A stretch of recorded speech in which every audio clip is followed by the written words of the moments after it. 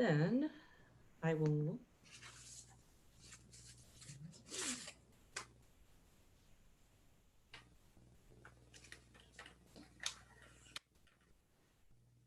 So this is great that we are able to record this for people that can or cannot participate. We're probably missing people because of our little glitch that we had coming in. It's possible. So welcome everybody to my first virtual Meet the Artists with American Landscape exhibit being held at Gallery 333 at Unitarian Universalist Church of Annapolis. It's a mouthful. So I have Deb Boudreaux with me, who with her grace and kindness, she is the one that has gotten me into doing solo exhibits. My very first one was at Gallery 333 several years ago. And it's pretty exciting to try to do this virtually now in this difficult, challenging times that we have. Yes, I'm remembering going back to when we were in the Bird Club together, and I saw every submission of your photography getting better and better. And I started working on you a lot of years ago. Emily, yes, you did. Have a show. You've got to have a show. But I never asked you when and how you decided to become a photographer. Well, actually, I was a photographer when I was a teenager because my father was an anthropologist and he happened to have a Pentax K100 camera, or it might have been K1000.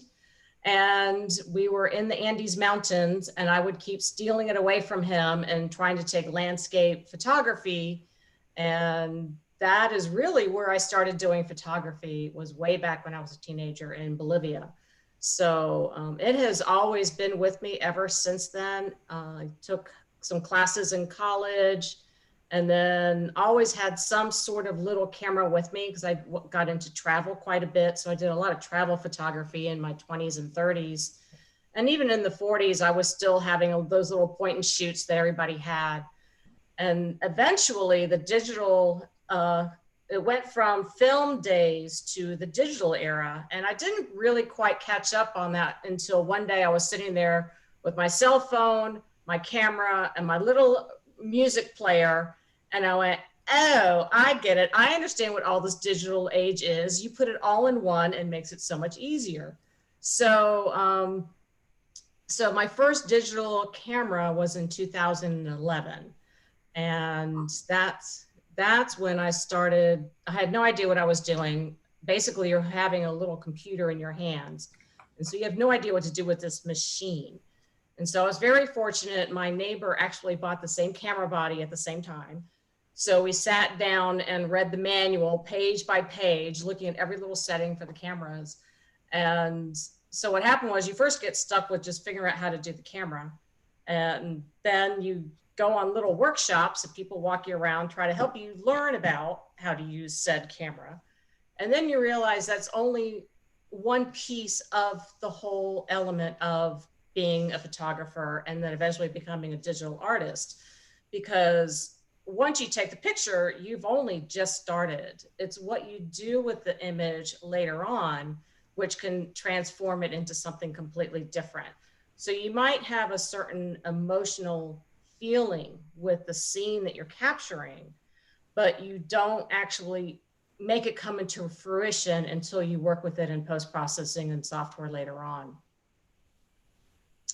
So it's just been a work, it's been a progression. I've had several different people influencing me with this specific exhibit, American Landscapes, that has really made this more of a cohesive body of work.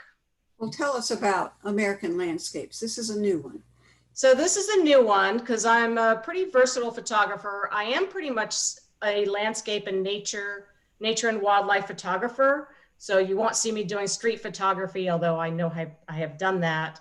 And I do really enjoy abstract photography. But American Landscapes is a series of digital imagery that I have created, a lot of it amazingly so with my smartphone, with my iPhone. And these works are reminiscent of a time past. When I go and see certain scenes, whether it's the light or the environment that's happening, I'm always looking for habitats in nature that as if time had forgotten it. And the Hudson River Art School has that sense of romanticism in their imagery. So they were a mid 19th century American art movement where they went and celebrated the natural beauty of the American landscape. And they were the first school that really emphasized American artistry that broke away from the European, more realism style of artistry. So there is a sense of romanticism, a little sense of ethereal feeling in this body of work in this American landscape series.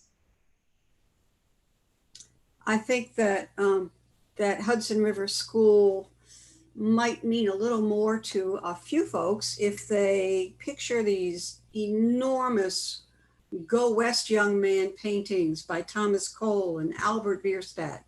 Um, and then slam. It's exactly what you're doing with this. That's exactly right. And you can go to the National Gallery of Art in Washington, D.C., and you can see some of these pieces of work. And Deb is right. They're absolutely huge pieces of work. And always a very strong element in what they've done is they always have a strong element of light in them. And they tend to have a little bit of a human element in their work. And I tend to shy away from having a human element, although I do have a series of barns that have the same romanticism style of artistry with the photograph. Well, how about if you describe the main steps of your personal artistic process? So for instance, this one image right here on the top, this is actually Rock Creek Park right in Washington, D.C. You never would have thought it looked so rustic and so much from something that might have happened 100 years ago, but that's right there in their nation's capital. And I saw the image, I saw the light was nice. I liked the spot of light that was coming in with the stream further back. And using my iPhone, it was the 11 Pro with this one, I went into the panoramic view and actually did a panoramic image with this picture. I knew when I was creating it in field that what I was going to do was use certain software apps that I have on my iPhone. One is called Mextures and another one is called Distressed FX. And both of those give a bit of vintage look, whether it's grunge or grit or textures. You can change the skies a little bit. And then also some of them, the distressed FX actually adds fake birds. So I love to sometimes add some little additional birds that perhaps I thought were there, but really weren't. That's fascinating. What part of it do you enjoy the most? You know, just being able to escape reality, honestly, and go out into nature in these random places where I really try to avoid people. So just being out there, and there's nothing more grounding and helping your spirit and your soul than getting back to nature. And sometimes you may just have a half an hour or an hour in your day that you can do this. And there's plenty of natural areas where we live in this area that you can just pop out and just disappear for half an hour. And it really rejuvenates you and it centers you back to yourself so that you feel more at peace with all the stresses of everyday life. And especially this year with COVID. That is really important. Yeah.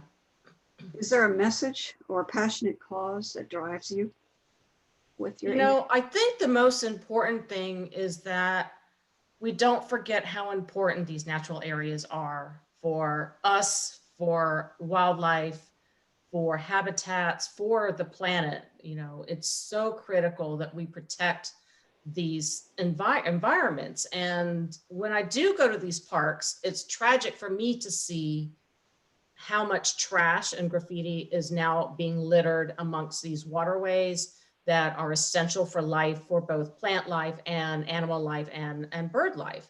It's really essential for that. So my hope is to be able to capture these natural areas in a way that reminds of how it used to be, so that we remember that it's so important for us to protect these for future generations. It's really critical that we do that. And it kind of gets lost. So every once in a while, I want to capture the trash so that people realize what's actually happening. But then also I kind of lose what my message has been, which is treasure the natural beauty that we have around us. That's great. How about sharing some of these images now? I'm anxious to see them and hear what Okay. you have to say about them. So we picked a few. So what I'm learning, thanks to one of my mentors that I have been following that does this type of artistry, is that each time that you go throughout the time of year, it is different, even though it is the same place. So, but each little scene is different, just one space to the next. So I'm starting to try to create a vertical series of at least 2 to 3 images in the same location that meld together. So instead of creating one panoramic image, then I try to do it in pieces. So another thing I'm trying to pay attention to much more is how I structure my composition within these images. So as you can tell, I have lots of great logs that lead you all the way through the composition in this thing. So this is actually the marsh at North Point State Park. If you go, you have to wear mud boots because there is mud and water up to your knees at some places. If you go in the summer, there's lots of mosquitoes and lots of snakes. So you have to kind of be prepared. So when you go into these natural environments, it's not as easy as you think because you actually have to battle the elements in order to be there and to be able to capture the moment. Emily the Adventurer. Yeah, so, I went in the springtime and, it's just kind of neat because when things start warming up, you can hear the frogs start to peep. They call them peepers. And, it's almost like you can hear the earth breathing back to life. It's pretty exciting. Springtime, early spring is a pretty exciting time for me. Yeah, and those heavy clouds in the background, it feels like they're throwing off the blankets of winter. Yeah, exactly. That was very well said. So there are times where I have maybe I'm going somewhere and I'm a little bit early and I'm not sure what I'm going to do with my 15, 20 minutes that I have extra to do. So one thing I like to do is I go on my iPhone and I look at the maps and I look for green spots and I go and I look for green spots near where I am. So this was on my way to Longwood and for the life of me, I could not tell you where this is. So this is a little green spot that I saw on my little iPhone on the map. And I just went, oh, let me look over there and see what this is. And it was kind of a foggy morning. And I went around the bend and there was this Jurassic Parky looking scene right in front of me. It was just absolutely incredible. It was just amazing. And, of course I had to stop. And this is an iPhone picture. So, sometimes you don't have to have a fancy camera to get something really unique and very different. The key is getting off the beaten track and finding something you never, ever would have expected. And this was one of those things that I squeezed in right before something I was doing and came up with something I totally did not expect. Oh, this golden path is an awesome image. I love it. Yeah. Yeah, I always imagine some dinosaur or something walking through in the background or something. I can hear the sound of yeah. the velociraptors breathing. Yeah. Yeah. So, this almost looks like it could be in Costa Rica, a tropical forest, but this is up in Pennsylvania. So, one thing I do is I spend a lot of time exploring within a 2-hour radius of where I live. So there's some pretty exciting places that can be found if you just bother to look.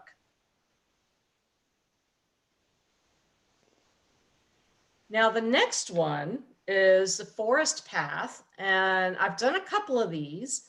And I've been very fortunate to be a member of the Mountain Club of Maryland for quite some time now. And I was hiking with them every week.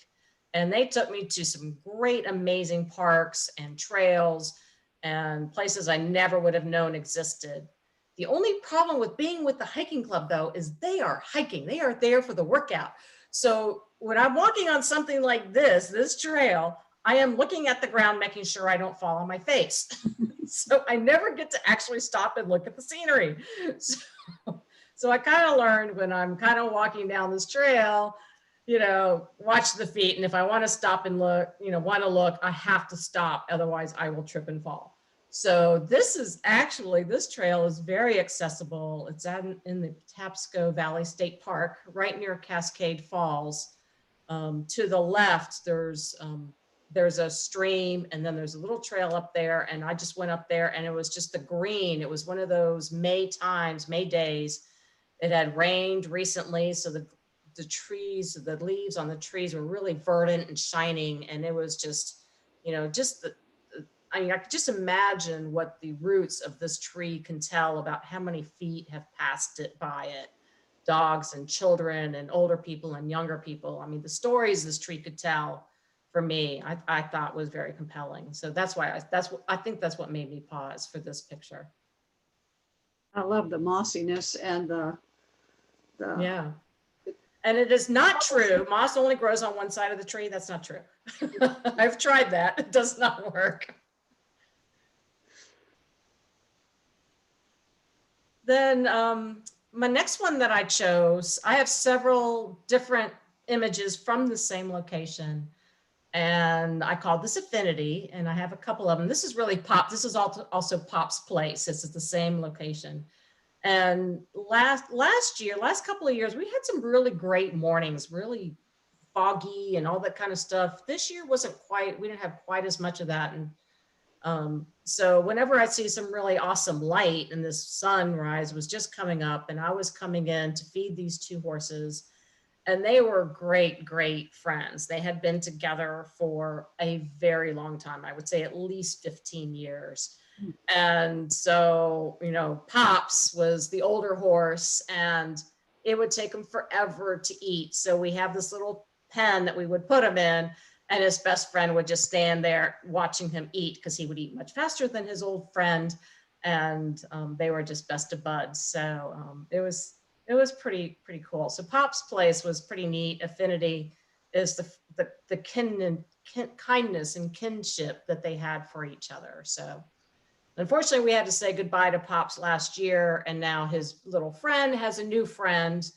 And so it's now have a new story of best buddies in the paddock. So you have done a series on horses, I'm sure, since you have so much. And barns. Yeah, exactly. Yeah. So of course, my life is either, in the woods, finding streams or whatnot, or at a horse barn, probably schlepping horse poo. So that's kind of what I'm doing. And then I chose for my last one to highlight is, of course, reflections. And this, in the wintertime, the light in the wintertime is spectacular. It's always when you least expect it. When it's 20 degrees out, that's when it's best. And this is one of these random little roads near Blackwater National Wildlife Refuge. And the sun had come up, and I turned around, and there was little tidal marsh, and this picture just kind of revealed itself to me. And that's what nature does. Because when you slow down and you wait and you start to look at the big things and then the smaller things, nature reveals itself to you. So you have to kind of have an open mind, and open eyes, and open heart in order to see the beauty that's around you. So what I love about this picture, even to this day, if I have it just on a piece of paper, I cannot tell you which way is up. So I'm flipping it back and forth, and I'm not really sure which way it goes. So, this was one of those fleeting moments where you had this super great puffy clouds up in the sky, and the reflection was there. And 10 minutes later, the light was completely different. So it's just a matter of being there at the right place at the right time. So what I wanted to do, and let's make sure I get it turned upright the first way, was show you what this would look like framed. Let's see if this will work. So this is what it'll look like framed. Emily, put yourself on the main screen now. Stop sharing. Okay. And you'll be big enough for us to see that. Okay, hold on. Where'd my cursor go? Stop sharing. Okay. Does this work? If we go for speaker view, folks, there's speaker view versus gallery view. Okay. All right, so this is a 11 by, do I have it right? Oh, my Yes, it's in the right direction. yes. um, 11 by 17 print with a 1/2 inch border, and there is a mat, and then I have a gallery black frame for this. So this is what they look like when you look at what a framed a final product is. And so what I put this on, it depends on the tones of the image. So I use what is called a Hahnemühle paper, art paper, fine art paper. And Hahnemühle is a German company that's been in the paper business for over 500 years. And they have a huge variety of different textures and styles of fine art paper. So I happen to be fortunate to discover a printing company in Texas that hold these fine art papers in on rolls. So I can actually get this produced. I had a 20 by 30 image produced, custom produced for this. And it's pretty fantastic stuff. So I usually use, like in this case, because of the blue tones, then I use photo rag paper by Hahnemühle. If it has more of an orange tone or yellow tones in it, then I tend to use the bamboo paper. And what these both papers do is add texture and depth and tone to the actual image itself. So it's not just a plain like Kodak paper or anything like that. So when I produce them, I also make sure, so that's archival paper. And then I put an archival plexiglass on the front. So instead of glass, which can easily break, this is pretty durable. And then I do non-glare, as you can see it. You can see that this one is non-glare. So that really makes a difference. So it helps with any UV light coming in. It protects it from the UV light. So that really does make a difference for that. Let's see what else. Also with Hahnemühle, I have the ability to go onto their website when I produce anything on their paper and issue an official certificate of authenticity, which will go with each image, framed image that you will be, if you do purchase it, you would receive. So that's kind of cool about Hahnemühle. Well, you were talking about making it 20 by 30. Is it possible if someone needs something much larger for a space to special order a print in the size they need? Oh, absolutely, it is. There is now software where I can resize these iPhone pictures to be much larger. So I know I can go up to 20 by 30 or 20. I think that's where I came up with 20 by 30, but that wasn't a full resizing. I am able to do that. So, so these, if you see something that you like and you kind of want a different size other than what we have published that is available, you'd have to contact Deb directly and she'll work with you, work with me, and then we can provide you a quote if it's separate from what we have for this exhibit. So I did double check what the deadlines are for Christmas in case anybody's considering purchasing a framed piece. And that's December 10th is the Christmas deadline. And then if you want just the print only without anything done to it, December 17th is the deadline for that. So I will order it from Finer Works and then we'll get it shipped up to us and then we'll make sure that it gets into your hands as quickly as possible. Emily, one of the things that I came away with today, well, before I say that, the last show you had, there were some at the church, there were canvas prints as well as various sizes, which was just so dynamic. I loved hanging that show, and every time I've hung any of your work, I love hanging it. It just hangs itself. You just pick it up and say, where do you want to be? Oh, there. Sweet. The canvas prints were kind of interesting. Are they available with this company? Oh, absolutely. And I can do canvas prints. I haven't done it with this artwork yet, probably because I don't know why I haven't. I'm afraid maybe the colors won't come up quite right on the canvas, but I'm certainly willing to give it a go.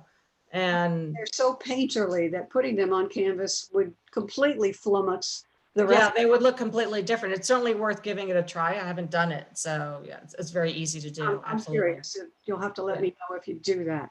Yeah. And then that can be with or without a frame also with its canvas prints. Well, I think people may have picked up a little bit of what I'm feeling, which is that you have come a long way since that 2011 first camera. Oh my gosh. Even in the last 4 years, I pulled some stuff up from 4 years ago. And I'm like, oh my gosh, that's terrible. Delete, delete, delete. So, And I'm so impressed with your knowledge and your ability to manipulate the image after you've taken it. And I'm afraid to take one of your classes because I don't need another. oh, come on. But it's awfully tempting. Aren't But you? you know, a lot of it is you still have to know the elements of design and composition and artwork. So if you're an artist, that is critical. So the reason why you haven't seen much of this work this year is because the lighting has not been correct. I just have not had the right lighting and the right situation to replicate some of the work that this has been created in the last couple of years. So it's not from lack of looking. I have been out and looking. It's just the opportunities haven't shown themselves.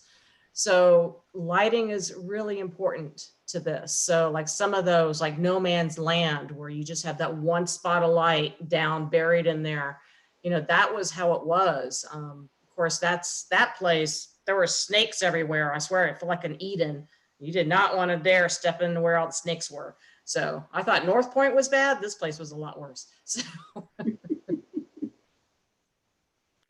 Well, we'll send you out to fend the snakes off and bring us back some great pictures. Okay. Want to open it up and see if anyone has some questions? Yeah, absolutely. I don't know where the chat room went. Does anybody have any questions? I was surprised to see Robert. Did Dennis move his hand at all? No, I don't think so. Dennis, would you have any questions? He knows how to raise his hand virtually anyway. Actually, all I had was a comment, and that is that I recognize those places in the Patapsco Park. That's great. I've been there. You've been there.